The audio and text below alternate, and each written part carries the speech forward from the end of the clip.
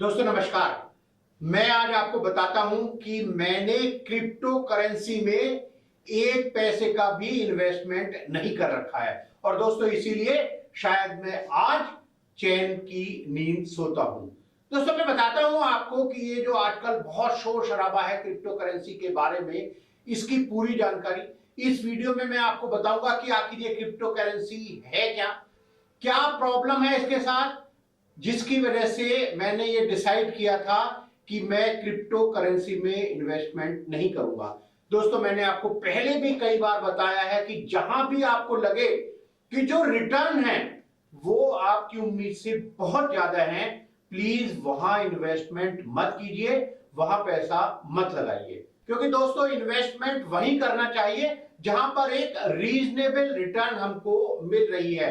जब भी रिटर्न बहुत ज्यादा होती है, अनएक्सपेक्टेड होती है, वहां ये मानकर चलिए कि प्रॉब्लम आएगी ही, देर या सवेर, यानी प्रॉब्लम आना जरूरी है। तो दोस्तों इस वीडियो में मैं आपको बताऊंगा कि क्रिप्टो करेंसी क्या है, क्या प्रॉब्लम्स हैं इस क्रिप्टो करेंसी के साथ, गवर्नमेंट का, रिजर्व बैंक ऑफ इंडिया का या सुप्रीम कोर्ट के क्या व्यूज रहे इस क्रिप्टो करेंसी पे इन नियर पास्ट। मैं आपको यह भी बताऊंगा कि जिस वजह से ये शोर शराबा है, यानी ये जो बिल एक इंट्रोड्यूस होने जा रहा है इस विंटर सेशन में, जो शुरू हो रहा है 29 नवंबर से, वो क्या है और उसका क्या इंपैक्ट पड़ सकता है हम लोगों पर।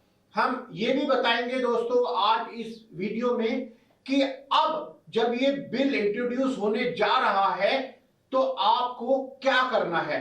क्या आपको बहुत पैनिक हो जाना है, आपको थोड़ा संतोष रखना है, यानी अब आपको क्या करना चाहिए दोस्तों, ये भी मैं बताऊंगा आज इस वीडियो में। आखिर तक जरूर देखिए, क्योंकि लास्ट में मैं आपको बताऊंगा कि अब ऐसी कठिन घड़ी में जब क्रिप्टो करेंसी के रेट्स एकदम बहुत ज्यादा गिर रहे हैं, तब अगर आपने इसमें इन्वेस्टमेंट कर रखा है तब आपको क्या स्ट्रेटेजी अडॉप्ट करनी है।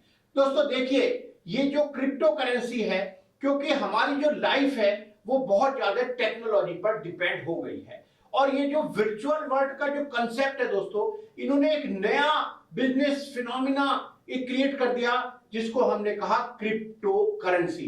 दोस्तों ये जो क्रिप्टो करेंसी है ये एक डिजिटल करेंसी है, यानी फिजिकल फॉर्म में कोई करेंसी नहीं है। हम देखते हैं फिजिकल फॉर्म में जो करेंसी है दोस्तों, रुपए हैं या फिर डॉलर है, या और जिस भी कंट्री ने अपनी जो भी करेंसी निकाल रखी है वो रियल करेंसी है। लेकिन ये जो करेंसी है क्रिप्टो करेंसी, ये है एक डिजिटल करेंसी। इसका मतलब दोस्तों ये है कि ये मीडियम ऑफ एक्सचेंज तो है, यानी आप इससे सामान खरीद बेच सकते हैं। आपको एक गाड़ी चाहिए तो हो सकता है कि आप एक्चुअल में रुपए ना देकर, अपने बैंक अकाउंट से पैसे ट्रांसफर ना कर आप उसको कहें कि भाई मेरे पास ये क्रिप्टो करेंसी है, आप ये ले लीजिएगा, इसके बदले मुझे गाड़ी दे दीजिएगा। आपको एक घर खरीदना है, आप घर खरीद रहे हैं, जिससे उसको कहें कि भैया मेरे से क्रिप्टो करेंसी ले लो, आप मुझे इसके बदले में ये घर दे दो। वो उस क्रिप्टो करेंसी से कुछ और चीज खरीद सकता है, कोई और सामान खरीद सकता है। तो यानी जो ये क्रिप्टो करेंसी है ये मीडियम ऑफ एक्सचेंज तो दोस्तों बन गई है, लेकिन ये रियल वर्ल्ड मनी नहीं है। ये बहुत सारे फाइनेंशियल ट्रांजैक्शन करने के लिए यूज में आ रही है आजकल, लेकिन ये वर्चुअल है और रियल ट्रांजैक्शन कर ले रही है। दोस्तों अब मैं बताता हूं कि आखिर जब ये फाइनेंशियल ट्रांजैक्शन भी कर रही है और भी ट्रांजैक्शन में काम आ रही है, तो फिर इसके साथ प्रॉब्लम क्या है दोस्तों, क्यों सरकार चाहती है कि इसको अब हमें रेगुलेट करना चाहिए। दोस्तों एक तो ये है कि इसके ऊपर अभी तक कोई रेगुलेशन, कोई कंट्रोल किसी का नहीं है दोस्तों, न सरकार का है, न रिजर्व बैंक ऑफ इंडिया का है और ना सेबी का है। क्योंकि ये दोस्तों एक तो एक्सचेंज में काम आती है, दूसरे दोस्तों इसका एक यूज ये हो रहा है कि हमने आज लिया 100 रुपए का, कल को वो हो गया 150 रुपए का, यानी ये इन्वेस्टमेंट एक एसेट की तरह भी यूज हो रही है। अगर ऐसा है कि जहां पर हम इसको डिफरेंट एक्सचेंजेस में सेल परचेज कर पा रहे हैं, तो फिर जैसे हमारे शेयर के लिए 2 एक्सचेंजेस है, बीएससी और एनएससी, तब उसको रेगुलेट करता है सेबी। लेकिन यहां तो भैया इतने सारे एक्सचेंजेस हैं, फिर उसके बावजूद भी यहां पर किसी का कोई कंट्रोल नहीं है। करेंसी पर रिजर्व बैंक ऑफ इंडिया का कंट्रोल है, यहां पर किसी का कंट्रोल नहीं है। तो दोस्तों इसकी सबसे बड़ी एक प्रॉब्लम है, वो ये है कि भैया किसी का कंट्रोल ही नहीं है, बिल्कुल फ्री हैंड छोड़ दिया। कोई भी कोई करेंसी बनाएगा, एक बिटकॉइन या कोई और किसी भी नाम से, और दोस्तों कल अगर वो ही जिसने करेंसी ये बनाई है वो ही भाग जाता है, तो आप किसको कहां ढूंढेंगे? तो यानी कोई कंट्रोल नहीं है दोस्तों किसी भी सरकार का, रिजर्व बैंक ऑफ इंडिया का या सेबी का या किसी और भी अथॉरिटी का, यहां पर कोई कंट्रोल नहीं है इस क्रिप्टो करेंसी पर। दोस्तों फिर भी इसके अलग अलग व्यूज हैं, कुछ कहते हैं कि भाई इस पर बैन लगना चाहिए, कुछ कहते हैं बैन नहीं लगना चाहिए, लेकिन अब तो सरकार ने ठान लिया है कि हम इसके ऊपर रेगुलेशन लेकर आ रहे हैं। दोस्तों इसकी दूसरी प्रॉब्लम है कि जो इसका फ्लक्चुएशन है ना वो बहुत ज्यादा है। दोस्तों करेंसी है, जैसे आपने देखा होगा कि रुपए का, डॉलर का, इनका जो फ्लक्चुएशन है वो होता रहता है, लेकिन जो फ्लक्चुएशन होता है हमारी जो करेंसी है या किसी भी देश की करेंसी में, उसमें जो फ्लक्चुएशन है दोस्तों बहुत मिनिमम होता है। मतलब ऐसा नहीं है कि 30-40% का फ्लक्चुएशन एक ही दिन में हो गया, लेकिन यहां इस क्रिप्टो करेंसी में फ्लक्चुएशन बहुत ज्यादा है। इसका मतलब ये हुआ दोस्तों कि आपने खरीदा आज अगर 100 रुपए का और वो 30% 20% नीचे चला गया, तो पता चला कि आपका दूसरे दिन ही ये 100 रुपए का इन्वेस्टमेंट 80 रुपए 70 रुपए रह गया, जो एक बड़ा कारण हो सकता है आपके बहुत बड़े नुकसान का। तो यानी जो फ्लक्चुएशन है दोस्तों वो बहुत ही ज्यादा है। दोस्तों एक और यहां पर प्रॉब्लम है, जो ट्रांजैक्शन कॉस्ट है वो बहुत ज्यादा है। जब हम कोई और इन्वेस्टमेंट करते हैं, अगर हम करेंसी एक्सचेंज करते हैं डॉलर का रुपए में, रुपए का येन में या किसी और कंट्री की करेंसी में, तो वहां जो चार्जेस हैं वो रेस्ट्रिक्टेड हैं।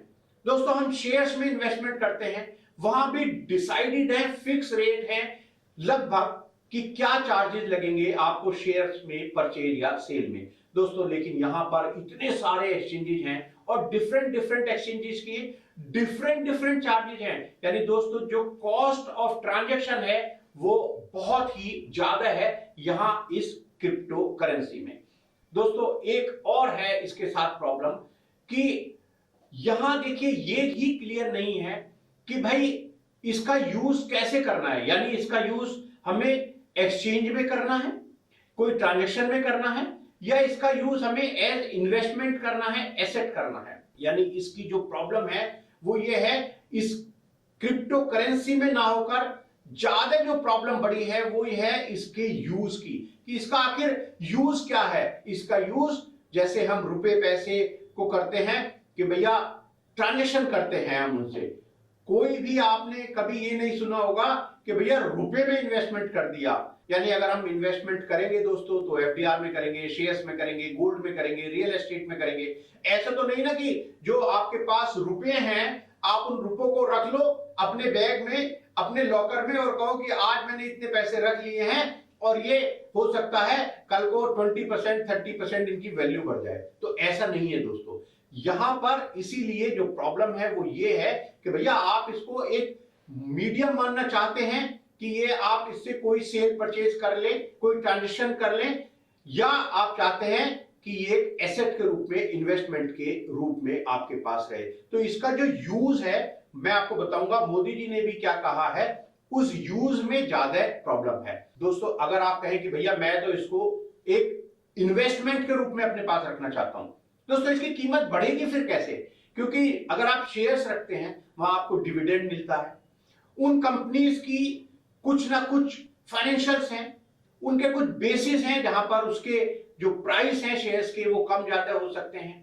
यहां पर अगर आप इसको इन्वेस्टमेंट के रूप में रख रहे हैं दोस्तों, ना तो कोई डिविडेंड है, ना वो जो कंपनी हैं जिन्होंने ये क्रिप्टो करेंसी इशू की है उनके कोई फाइनेंशियल्स हैं, तो फिर ये जो इन्वेस्टमेंट है इसकी वैल्यू कैसे बढ़ेगी?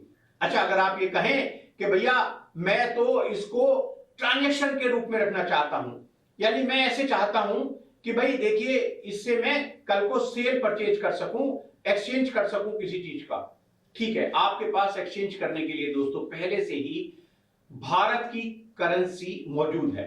अगर आप ये कहते हैं कि नहीं मुझे तो एक डिजिटल करेंसी चाहिए भैया, मैं तो एक इंडियन करेंसी तो ठीक है लेकिन टेक्नोलॉजी बहुत तेजी से बढ़ रही है तो अब मैं चाहता हूं डिजिटल करेंसी, तो दोस्तों आखिर आपको कितनी करेंसी चाहिए?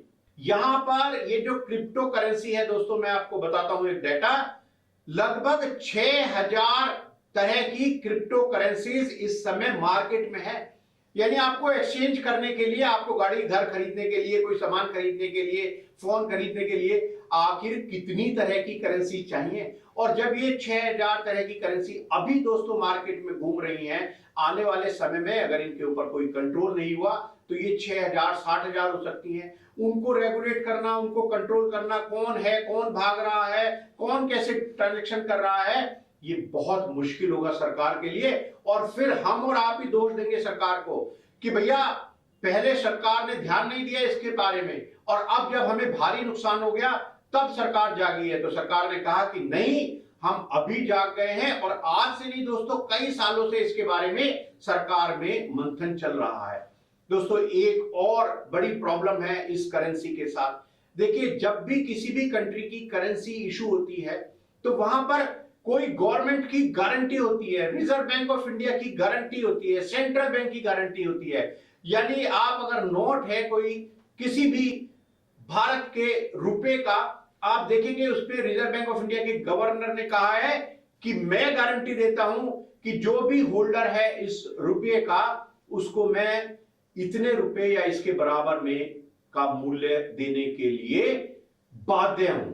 यहां दोस्तों कौन गारंटर है? जब कोई रेगुलेशन ही नहीं है, ये पता ही नहीं है कि भैया कौन चला रहा है, कैसे चला रहा है, सरकार का उसमें कोई हस्तक्षेप नहीं है, तो इस क्रिप्टो करेंसी के पीछे जो एक डिजिटल करेंसी है, किसी भी तरह की कोई गारंटी नहीं है। तो ये एक बहुत बड़ा रिस्क है और बहुत बड़ा प्रॉब्लम है। दोस्तों एक बात और है, अगर हम सब कुछ वर्चुअल करेंसी के थ्रू ही खरीद बेच करने लगे तो दोस्तों हमारे देश की जो करेंसी है ना, जिसको हम रुपए बोलते हैं, उसका तो पूरा सिस्टम ही खराब हो जाएगा, उसकी तो पूरी वैल्यू ही खत्म हो जाएगी।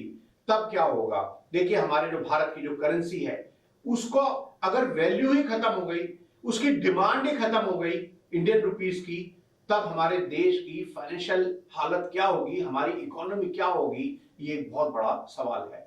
दोस्तों एक बात और बड़ी प्रॉब्लम है कि यहां क्योंकि कोई केवाईसी नॉर्म्स फॉलो नहीं हो रहे, पता नहीं किसके पास है ये करेंसी, कौन बेच रहा है, कौन खरीद रहा है, तो दोस्तों मनी लॉन्ड्रिंग का थ्रेट भी यहां पर बहुत ही बड़ा है। और जैसे मैंने आपसे कहा कि कोई भी पता ही नहीं है कि कौन खरीद रहा है, कौन बेच रहा है, तो उस पैसे का यूज कैसे हो रहा है, क्या आप उसके बदले में खरीद रहे हैं, कोई आतंकवादी गतिविधियों में तो नहीं इन्वॉल्व हो रही ये जो क्रिप्टो करेंसी है, ये भी एक डर है सरकार का।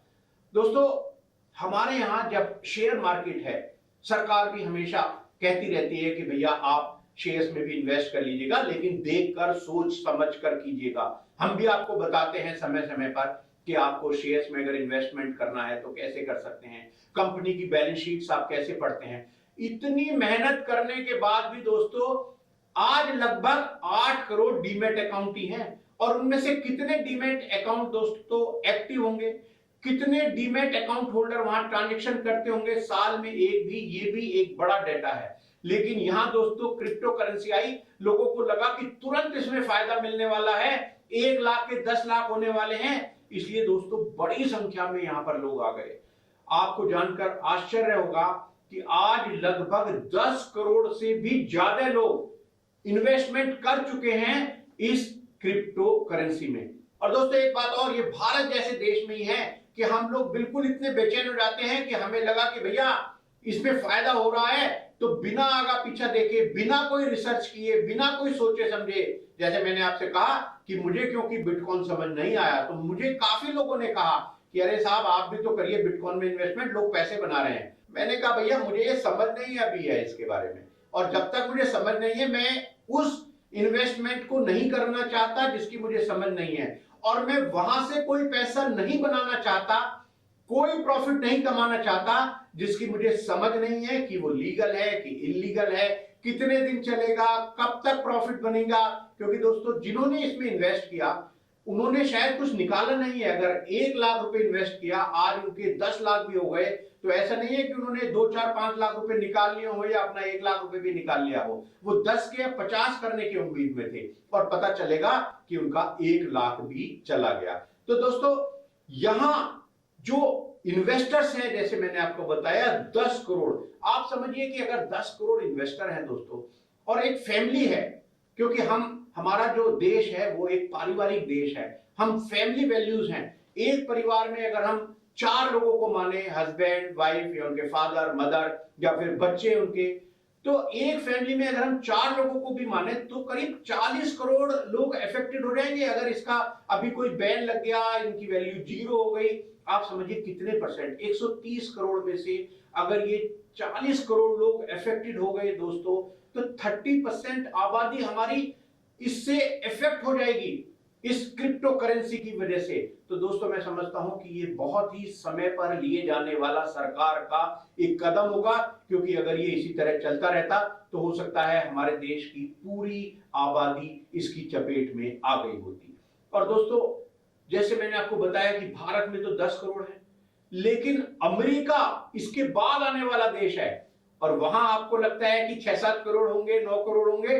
जी नहीं, गैप काफी बड़ा है। अमेरिका में केवल लगभग 3 करोड़, 3 करोड़ से भी कम है वैसे, इतने लोग ही इस क्रिप्टो करेंसी में इन्वेस्टमेंट कर चुके हैं। दोस्तों एक बात और मैं आपको बता दूं यहां पर कि देखिए इसमें आखिर इन्वेस्टमेंट कर कौन रहा है। मैं ऐसे समझता हूं कि इन्वेस्टमेंट तो यहां सभी कर रहे हैं, 18-20 साल से लेकर 50-60 साल तक के लोग यहां इन्वेस्टमेंट कर रहे होंगे। लेकिन जो एवरेज एज है दोस्तों, यानी हिसाब लगाया कि भाई कितना इन्वेस्टमेंट किसने किया, किस एज ग्रुप ने कितना इन्वेस्टमेंट किया, तो जो एवरेज एज यहां पर है एक रिपोर्ट के अनुसार लगभग 24 से 25 साल है दोस्तों। यानी आप समझिए कि जो यूथ है वो सबसे ज्यादा इफेक्टेड हो जाएगा। उनके पास और कई बार कोई सोर्स भी नहीं होते, अगर उनका ये पैसा डूब गया तो उनके लिए बहुत बड़ी समस्या हो जाएगी अपने भविष्य को लेकर, आगे आने वाले समय को लेकर। तो ये एक बहुत बड़ी समस्या है दोस्तों। अधिकतर दोस्तों जो यूथ है ना, वो बहुत एनालिसिस अभी हो सकता है उन्होंने इस क्रिप्टो करेंसी की नहीं की हो, यानी बिना जाने, बिना समझे, बिना एनालिसिस करे, बिना इसको अंडरस्टैंड किए उन्होंने फटाफट दूसरों को देखभाल करके भैया मेरे दोस्त ने कमाए हैं मैं भी कमा लूं, यहां पर अपना इन्वेस्टमेंट कर दिया। तो कंप्लीट नॉलेज नहीं थी उनको, उसके बावजूद भी उन्होंने यहां पर इन्वेस्टमेंट कर दिया और हो सकता है कि वो एक ही दिन में अपना सारा इन्वेस्टमेंट खो दे।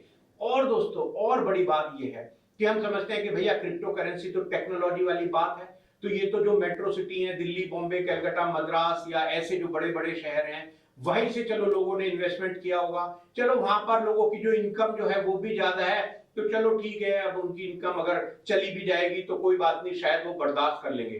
दोस्तों नहीं, ऐसा नहीं है, क्योंकि ये भी एक रिपोर्ट में आया है कि जो इन्वेस्टमेंट है वो छोटे शहरों से और यहां तक कि गांव से भी लोगों ने इन्वेस्ट किया है दोस्तों। आप समझिए उनकी जितनी जमा पूंजी थी, हो सकता है उन्होंने सारी ही यहां पर लगा दी हो और अब उनको बहुत बड़ी परेशानी का सामना करना पड़ सकता है।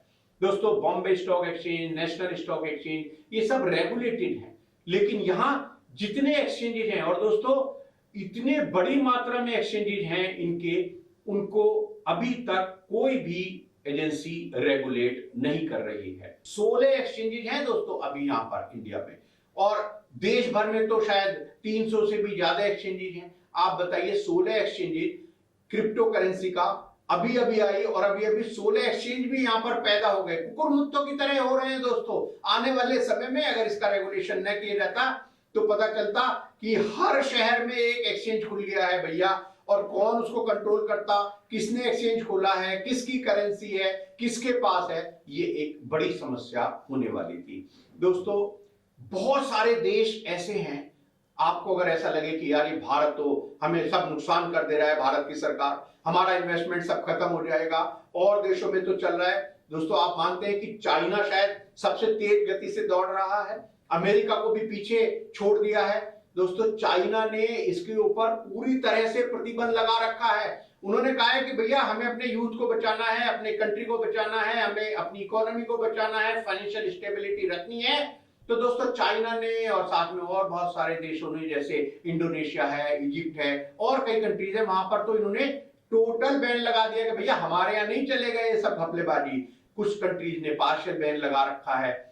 गवर्नमेंट दोस्तों इसीलिए चिंताग्रस्त है कि अगर यहां पर रेगुलेट नहीं किया गया और कल को कोई करेंसी जो क्रिप्टो करेंसी है कोई फेल हो गई, कोई एक्सचेंज फेल हो गया, तब हमारे देश की जनता का क्या होगा। मैं समझता हूं हमारे मोदी जी, प्रधानमंत्री जी और हमारे देश honourable finance minister, reserve bank of India सभी वरीड हैं इस बारे में कि भैया कल ऐसा ना हो कि आज तो ये 6-7 लाख करोड़ का बिजनेस है, बहुत बड़ा है, लेकिन कहीं ऐसा ना हो कि कल आने वाले समय में ये और भी जो यूथ हैं, बच्चे हैं, जवान हैं, वो सभी इसमें आ जाएं और उन सबको एक बड़ा लॉस हो। तो जल्दी जितनी किया जाए उतना अच्छा है। तो दोस्तों मैंने आपको बताई इसकी मेजर समस्याएं क्या हैं और क्यों सरकार ने चाहा कि इसके ऊपर एक रेगुलेशन बनाया जाए। और दोस्तों अभी से नहीं, काफी समय से सरकार इस पर मंथन कर रही है, क्योंकि 2 नवंबर 2017 को दोस्तों एक हाई लेवल कमेटी बनाई गई थी under the chairmanship of secretary DEA।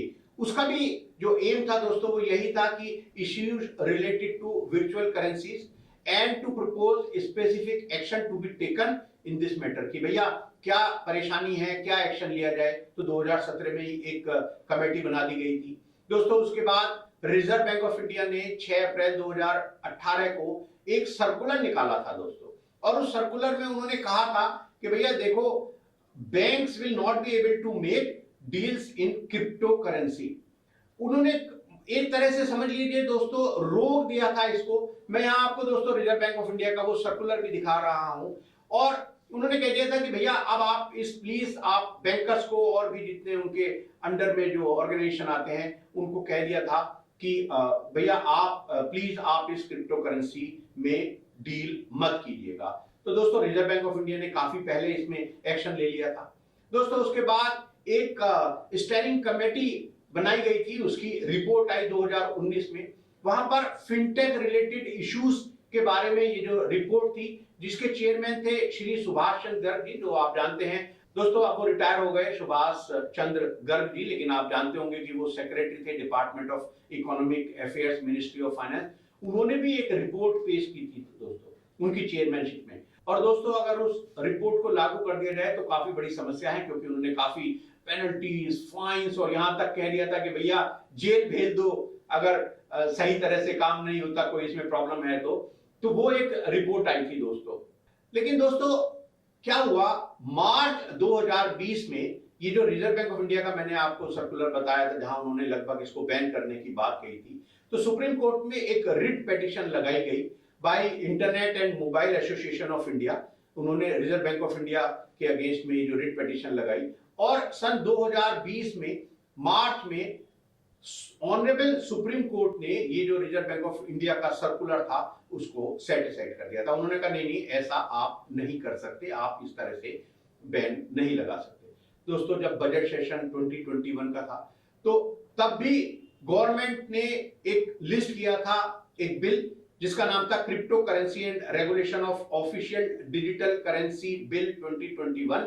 लेकिन दोस्तों वो फिर किसी कारण से डेफर कर दिया गया था, और कारण यही था दोस्तों कि बहुत लोगों ने उसमें ऑब्जेक्शन किया। तो सरकार ने कहा ठीक है, हम एक वाइडर कंसल्टेंसी करते हैं, बहुत सारे लोग जो अफेक्टेड हैं इसमें उन सब से हम कंसल्टेंसी करते हैं, उनकी ओपिनियन लेते हैं, उनसे डिस्कस करते हैं, और तब हम इस बिल को दोबारा लाएंगे। दोस्तों हमारे रिजर्व बैंक ऑफ इंडिया के शक्तिकांत दास जी ने भी ये कहा था, उन्होंने भी इसके ऊपर कंसर्न रेज किया था। उन्होंने कहा था कि भैया एक सेंट्रल बैंक डिजिटल करेंसी, जिसको CBDC उन्होंने कहा, वो एक क्रिप्टो करेंसी होनी चाहिए। और उन्होंने ये भी कहा कि देखिए ये जो क्रिप्टो करेंसी है ये बहुत ही सीरियस थ्रेट है to the macro economic and financial stability of the country. ये शक्तिकांता दास जो रिजर्व बैंक ऑफ इंडिया के गवर्नर हैं, उन्होंने कहा था।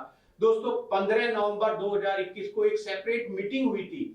ये जो मीटिंग हुई थी parliamentary standing committee on finance, इन्होंने भी एक मीटिंग करी और उन्होंने कहा कि भाई चलिए ठीक है, एकदम क्रिप्टो करेंसी को रोका तो नहीं जा सकता, लेकिन इसको रेगुलेट करने की बहुत ज्यादा जरूरत है। दोस्तों अब आता है सबसे इंपॉर्टेंट दिन 18 नवंबर 2021 को, जब हमारे देश के honourable prime minister Shri Narendra Modi ji ने सिडनी डायलॉग में ये एक बहुत ही इंपॉर्टेंट बात बोली क्रिप्टो करेंसी के बारे में। उन्होंने कहा कि ensure it doesn't and up in wrong hand which can spoil our youth and urge all democratic nations to work together to ensure that such a thing doesn't happen। दोस्तों मैं आपको सुनवाता हूं मोदी जी ने क्या कहा था। टेक क्रिप्टो करेंसी और bitcoin for example, it is important that all democratic Nations work together on this and ensure it does not end up in wrong hands which can spoil our youth। और दोस्तों जब हमारे देश के प्रधानमंत्री मोदी जी ने कहा, जो मैंने अभी आपको सुनवाया, उसके बाद एकदम समझिए सरकार हरकत में आई और अब विंटर सेशन 2021 का जो पार्लियामेंट का सेशन होने वाला है उसमें एक बिल प्रपोज है दोस्तों, उसका नाम है the crypto currency and regulations of official digital currency bill 2021। दोस्तों टोटल 26 आइटम यहां पर लिस्ट हुए हैं, उसमें से ये भी एक आइटम है, बहुत ही इंपॉर्टेंट आइटम है। ये विंटर सेशन में पार्लियामेंट के इस बार डिस्कस होना है दोस्तों, और हो सकता है ये बिल पास हो जाए।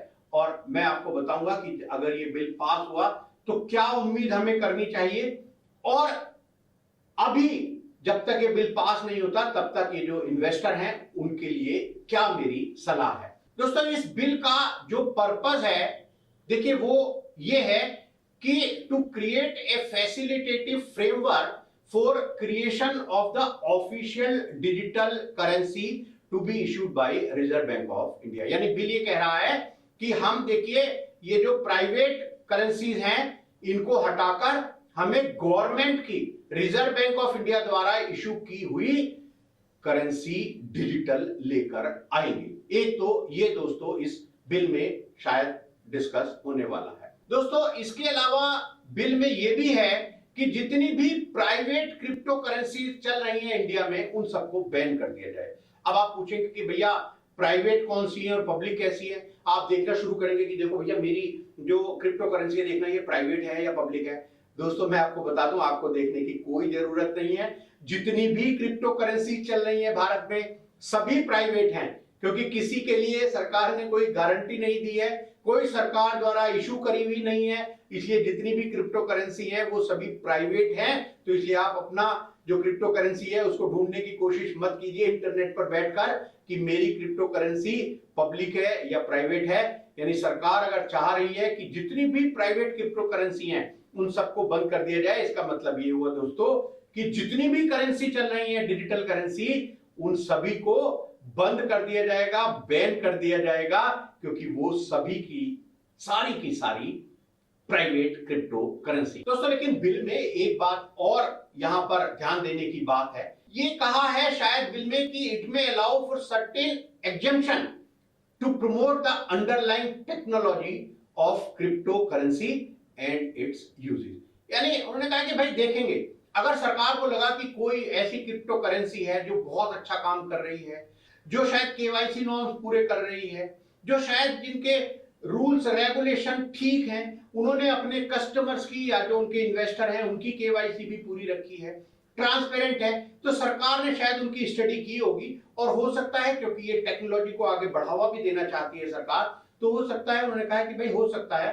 कुछ क्रिप्टो करेंसी को हम शायद परमिशन भी दे दें। तो दोस्तों इस बिल के द्वारा हमें कुछ क्लैरिटी मिलेगी, और क्या क्लैरिटी मिलेगी वो शायद ये है कि भाई एक तो हमें पता चले कि क्या सरकार किसी को पब्लिक क्रिप्टो करेंसी भी मान रही है, यानी प्राइवेट क्रिप्टो करेंसी कौन सी है, पब्लिक क्रिप्टो करेंसी कौन सी है। मैंने तो आपको बता दिया कि सभी जो क्रिप्टो करेंसी हैं आज वो सारी प्राइवेट क्रिप्टो करेंसी के रूप में ही आप देखिएगा।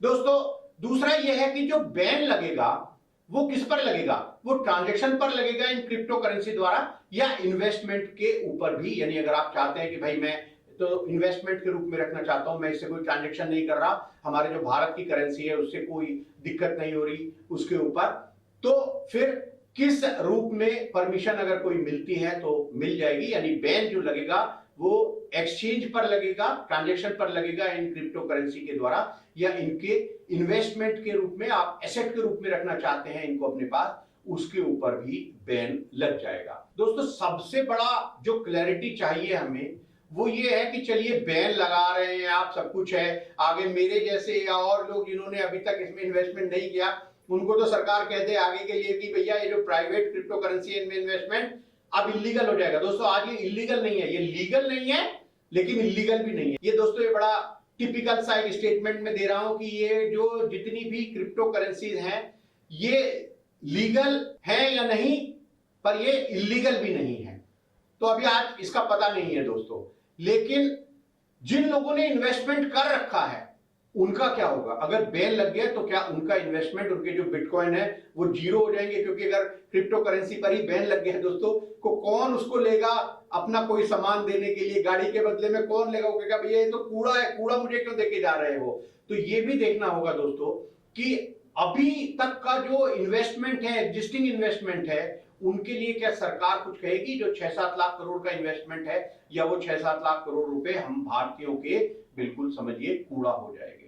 तो ये भी देखने वाली एक बात होगी कि एग्जिस्टिंग इन्वेस्टमेंट जो है उसका क्या होने जा रहा है। क्या सरकार हमें कुछ एग्जिट मोड देगी, यानी वो कहेगी कि भैया चलिए अगले 6 महीने में जो आपको करना है, 3 महीने में जो करना है इसका करिए, इनसे बाहर निकलिए, और फिर उसके बाद ये बैन पूरी तरह से लागू हो जाएगा, उसके बाद कोई इसमें ट्रांजैक्शन या कोई भी इन्वेस्टमेंट नहीं कर पाएगा। ये दोस्तों देखने वाली बात है। दोस्तों एक बात और, अभी तक जिन लोगों ने इन्वेस्टमेंट किया अधिकतर लोगों ने पैसे बनाए हैं, लेकिन पता ही नहीं है किसने पैसे बनाए हैं, कहां बनाए हैं, कितने बनाए हैं, तो इसलिए कोई टैक्स भी शायद नहीं दे रहा। गवर्नमेंट अब क्या कहने जा रही है ये भी इंपॉर्टेंट होगा इस बिल के द्वारा। अगर वो ये भी कहते हैं कि चलिए बैन कर दिया, या ये भी कहते हैं कि चलिए कुछ लोगों को छोड़ दिया, तो जितना पैसा अभी तक हमने कमाया है उसके ऊपर जो टैक्स है उसका क्या होगा? क्या उसके ऊपर जीएसटी लगेगी? क्या उसके ऊपर एसटीटी लगेगा? क्या उसके ऊपर कोई शॉर्ट टर्म कैपिटल गेन या लॉन्ग टर्म कैपिटल गेन की तरह से कोई और टैक्स लगेगा? ये क्या होगा?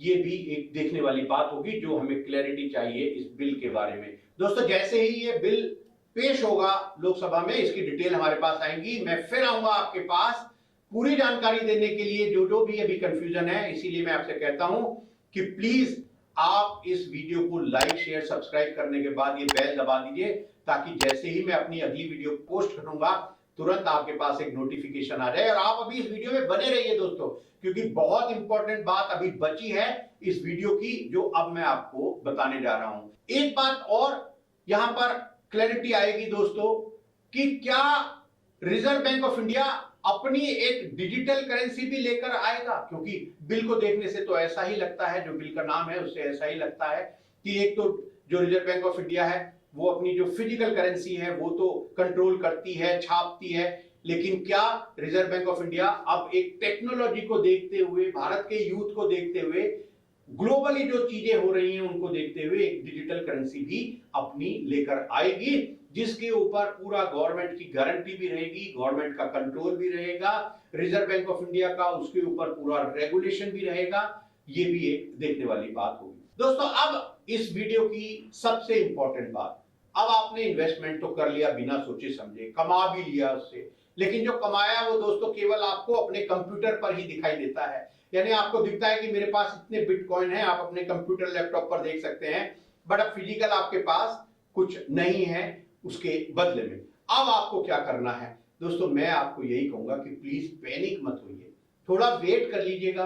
अब जिस तरह से हम देख रहे हैं कि पिछले एक दिन में ही जो रेट्स हैं 20-30% गिर गए हैं बहुत सारी क्रिप्टो करेंसी की, अभी आप पैनिक होकर प्लीज अगर चाहें तो ना बेचें। वैसे दोस्तों डिसीजन पूरी तरह से आपका है, कल अगर आपको और ज्यादा नुकसान हो जाता है ना बेचने की वजह से तो आप प्लीज मुझे दोष मत दीजिएगा, लेकिन ये मेरी एक सलाह है।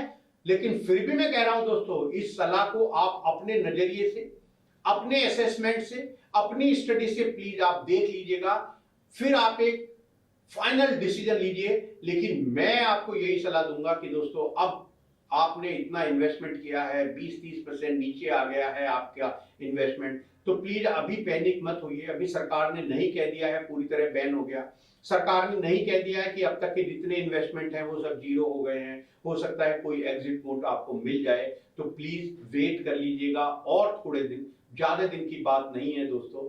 और आराम से, तसल्ली से, ठंडी गहरी सांस लेकर सोचिएगा कि आपको क्या करना है और फिर आप एक डिसीजन लीजिए। और दोस्तों आगे के लिए भी ये मेरी एक सीख है आपको कि जहां भी आपको लगे कि आपके इन्वेस्टमेंट पर जो रिटर्न है वो अनएक्सपेक्टेड हो रही है, प्लीज उससे बचने की कोशिश जरूर कीजिए। दोस्तों इस चैनल को लाइक, शेयर, सब्सक्राइब जरूर कीजिए। कमेंट के द्वारा मुझे बताइए कि आपको ये वीडियो कैसी लगी, आप और क्या जानना चाहते हैं मुझसे दोस्तों इस क्रिप्टो करेंसी के बारे में, या किसी और सब्जेक्ट के बारे में। आप बताइए मुझे कि किस सब्जेक्ट पर चाहते हैं मैं आपको एक वीडियो बनाकर यहाँ पर पोस्ट करूं। और इस बेल को जरूर दबा दीजिए ताकि मेरी अगली वीडियो का नोटिफिकेशन तुरंत आप तक पहुंच सके। बहुत बहुत धन्यवाद दोस्तों, नमस्कार।